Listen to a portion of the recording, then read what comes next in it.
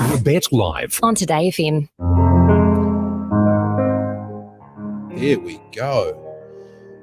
1:46 in Aotearoa, New Zealand. 6:46 in San Francisco. Been a really good show today. I've been very proud enough. B Unit, I'm going to bring you in here for a sec, mate. I've been very stoked to be joined by executive producer B Unit, aka Bryn. How are you, mate? You there? Can you hear me? I got you. There we go. Hey, I couldn't hear you for a second. You've been crushing it today, mate. Just wanted to give you some public props. This has been awesome. Have you been enjoying your first time rocking and rolling with me?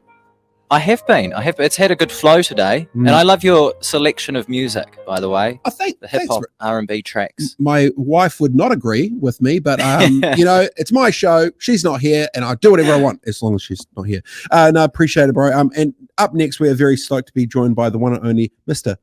Bruce Pilbrow, the CEO of Spirit of Adventure. How are you, brother? Hey, how you doing, man? You all good?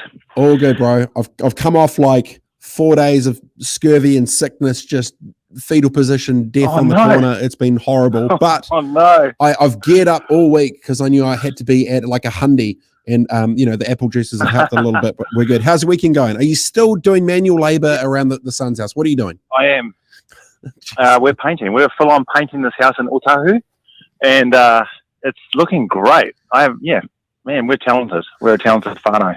We're a good old paint. Well, looking good, man. You know, with those 5 languages with the acts of service, I'm sure that the family, the wife is probably extremely stoked on that. So be like, hey, well done, Bruce. Well done. Yeah.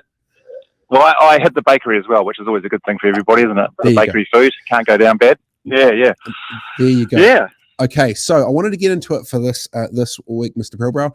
You've been married now for 33 years, I believe. 32 years. 33 this year, yeah. 33 this year. 33 this year, yeah. No, you're right. Yeah, you're all good. Oh, thanks. See, even I know your relationship numbers better than you.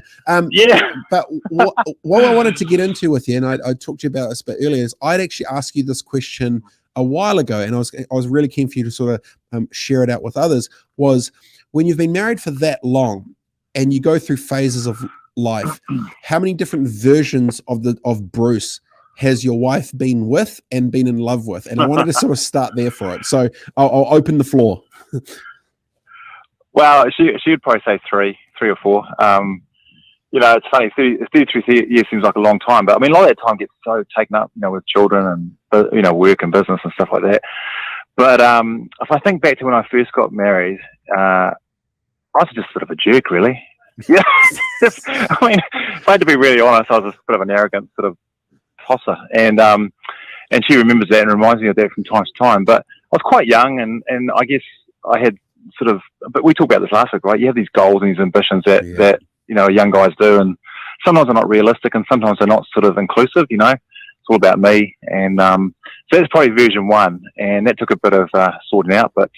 In fact, she almost left me, to be fair, because I was just continuing to be that guy. And I sort of had to wake up one day and go, geez, 2 years into a marriage, I'm not sure if I want this to break apart. So what's going on here? And have a bit of a hard look at myself. And it takes 2 to tango, don't get me wrong. I mean, she's not perfect either. But you're either committed to it or you're not. And I think that applies to anything in life, right? I mean, sometimes it doesn't work, and that's cool. I respect that. But if you can make it work, then it's worth it. You know, looking back from 33 years, definitely. So definitely worth it. The transition from Bruce 1 to Bruce 2, when you were the young alpha, let's go destroy the world and be the rah ego dude, to the second, was the switching into who was Bruce number 2, and was this tipping point when you knew that you could lose her? Yeah, the tipping point was that. I think, I mean, you know me pretty well, mate. I'm quite a driven type A personality. And so it was quite interesting that at the time, it was driving her nuts that I was so driven, and really all she could see was, you know, elbows and heels. I'm just running ahead. But that actually had an impact on my mental health as well, because I just kept working myself to you know, nubs end. I was working myself to exhaustion.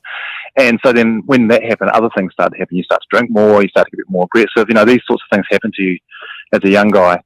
And so it was kind of an ultimatum from her, but also a bit of a mental health check-in as well, that I wasn't doing that great as a person. And so whilst it was an ultimatum, it was done from araha. It was done from love. And it really made me wake up and go, actually, I need to have a look at myself, not only for myself, but also for the person I've chosen to be married to. So yeah, version 2, with a bit of counselling, a bit of sort out, sort of came into a guy who's, okay, I'm into this, I'm going to commit to this. And I guess version 2 is we start to have children, right? Whānau told me, I was going to say alpha to whānau, right? Yeah, nice segue. But man, when you have kids in your life, boy, if anything's going to test you, that's going to test you, right? As a human, someone said to me once upon a time, when you had children, you'll never discover selfishness until you have a child, because a child will just demand your attention and time. And so how do you find that balance as well? So I struggle with that a little bit too, to be fair. And had to learn to grow up, I guess. Because it's not about you. Version 2 moving on to version 3. Because as soon as it's whānau turn, it's the selfishness. It's literally, it is not about you. You from the alpha to the nothing, because it's all about them, right? And so then you kind of go through that phase. And so how'd that morph from 2 to 3? And what's 3? So if 1 alpha, 2 is whānau, what's 3? 3 is when you get teenagers, and they get to the point where they say, "Hey, Dad, you've been a bit of a jerk," or you can't say that anymore, or you need to think about the way you think through these things, especially when it comes around diversity and inclusion. I learned so much from my children in their teenage years and late teenage and early adult years, where they had a different view on society and the world, which was really refreshing, but also challenging at the same time. Because I'm only 53, but it's amazing what you kind of get in the habit of thinking, your unconscious bias, all those sorts of things come out. And actually, it's that next generation that start to challenge you. And you've got 2 girls, mate. You wait. They'll start to challenge you, challenge your thinking, push you. And if you have a safe and open, happy family life, then it's actually really, really healthy and very, very cool to go through that. But still a challenge, man. Still a challenge, I get it. So what would in 33 years, what's the biggest thing you've learned about women that you did not know, that you now have learned? Well, don't talk about cleavage is probably a good one, as we've seen in the media this week. I was going to ask you, what was your take on that? Jeez, what? Yeah, look, give me a minute on that. Go. Well, the fact that he said, you can quote me, really terrible, isn't it? Why would you even go there? It's just like that's such antiquated view of life.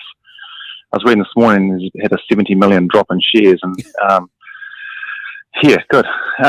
It's just such a shame, isn't it, that we're still thinking that way. Women still have to be thinking and worried and concerned that there are these sorts of people out there that still view life that way.